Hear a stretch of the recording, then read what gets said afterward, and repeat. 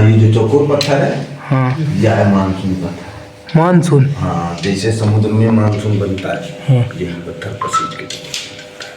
और ये तब तक टपकता है जब तक मानसून हमारे उत्तर प्रदेश में प्रवेश नहीं करता। जैसे मानसून हमारे उत्तर प्रदेश में प्रवेश करेगा, सूख जाएगा, फिर इस पर बूंदा नहीं दिखाई देगी। दूसरी खासियत ये इसकी कि जिस प्रकार की बरसात होनी होगी उसी प्रकार से बूंद आएगी। इसका सिद्धांत है, ज़्यादा बूंदे ज़्यादा पानी, कम बूंदे कम पानी। हेलो गाइस, क्या आप सभी लोग मानेंगे कि कोई ऐसा भी मंदिर अपने कानपुर में स्थित है जो मानसून के बारे में पहले ही बता देता है? अगर बारिश से धूप घटती बढ़ती है तो मानसून पहले से ही पता चल जाता है। तो हाँ, ऐसा मंदिर है अपने कानपुर में और हम अभी आ चुके हैं श्री जगन्नाथ मंदिर जो कानपुर में ही स्थित है। इस मंदिर की इतनी खूबियां हैं कि लोग हैरान हैं, आज तक कोई पता नहीं कर पाया है इस मंदिर की खूबी। और इतनी सारी जानकारी यहाँ पर मिल जाएंगी आपको, स्वयं पंडित जी देंगे। तो अगर आपको जानकारी वीडियो के लास्ट तक जुड़ रहे हैं और दिखाते हैं। तो यही वो मंदिर है, यही वो भगवान है जगन्नाथ जी जो बेड़ा पार कर देते हैं और यहीं से वो सारे राज पता चलते हैं। ये हाँ, ये जो चौकोर पत्थर है, हाँ, यह है मानसून पत्थर। मानसून। हाँ, जैसे समुद्र में मानसून बनता है, हाँ। यही पत्थर पसीज के बनता है। और ये तब तक टपकता है जब तक मानसून हमारे उत्तर प्रदेश में प्रवेश नहीं करता। जैसे मानसून हमारे उत्तर प्रदेश में प्रवेश करेगा, सूख जाएगा, फिर इस पर बूंदा नहीं दिखाई देगी। दूसरी खासियत ये इसकी कि जिस प्रकार की बरसात होनी होगी उसी प्रकार से बूंद आएगी। इसका सिद्धांत है, ज़्यादा बूंदे ज़्यादा पानी, कम बूंदे कम पानी। इतना प्राचीनतम मंदिर जीवन थालक में हमारे भारतवर्ष में कोई दूसरा मंदिर नहीं। इसका प्रमाण है ये जो चिन्ह बना है, इस चिन्ह को बड़ा सजा के मंदिर में बना के उसके अंदर रखा गया। आप लोगों ने इतिहास में पढ़ा होगा सिंधु घाटी से। सिंधु घाटी, हाँ।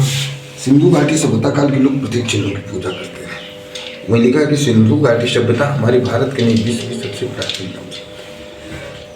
दूसरी बात, ये जो मूर्ति है, इस मूर्ति को जो इतिहास के विषय जानकार है देखते बता दें, ये मूर्ति बहुत ही प्राचीन है।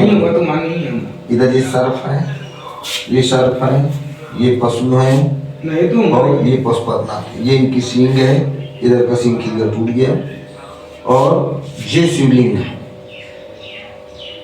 शिवलिंग के ऊपर बैठे हुए देखो पद्मासन पे। पशुपतिनाथ की मूर्ति आपको भारतवर्ष के किसी भी मंदिर में देखने को मिलेगी। इतिहास में जब आप हड़प्पा सभ्यता पढ़ेंगे तो सेम टू सेम यही फोटो मिलेगी। हड़प्पा और सिंधु घाटी सभ्यता का कोई भी स्थान इस तरह बना नहीं मिलेगा, क्योंकि जितने भी स्थान मिले खुदाई से खंड है, चाहे वो लोथल हो, रोपाड़ हो, कालीबंगा, हड़प्पा, मोहनजोदड़ो, बहुत से स्थान है, सब खंड है खुदाई। इसलिए इस मूर्ति के माध्यम से कहा जाता है कि इतना प्राचीनतम मंदिर जीवन थालक में हमारे भारतवर्ष में दूसरा। दूसरी बात देखेंगे कि ये टोटल पत्थरों का बना हुआ है। आप ये गौर करेंगे, जहाँ टोटल पत्थरों का बना हुआ मंदिर आपको मिलेगा वहाँ पहाड़ी क्षेत्र होगा, नजदीक पहाड़। हमारे आस पास के जिलों में कहीं भी आपको पत्थरों का मंदिर बना नहीं मिलेगा। तो प्रश्न यही खड़ा होता है कि जब आसपास के जिलों में कहीं पत्थरों का मंदिर बना नहीं मिलेगा तो यहाँ कैसे बन गया? इसके मतलब आज से युगों पहले यहाँ पहाड़ थे, अर्थात ये मंदिर युगों पुराना है। उसी पहाड़ के पत्थरों से मंदिर बनाया गया।